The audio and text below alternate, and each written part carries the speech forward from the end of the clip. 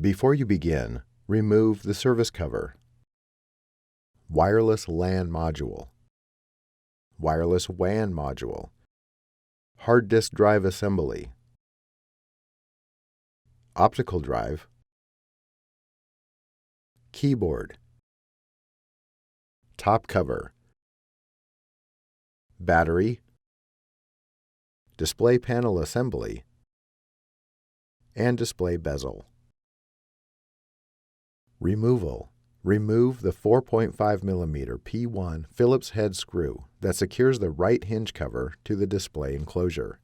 Important: the 15-inch model of the notebook uses 3.5mm P1 Phillips broadhead screws in this area. Carefully remove the right hinge cover from the retention tabs and alignment pin on the display enclosure. The left hinge cover is removed in the same manner.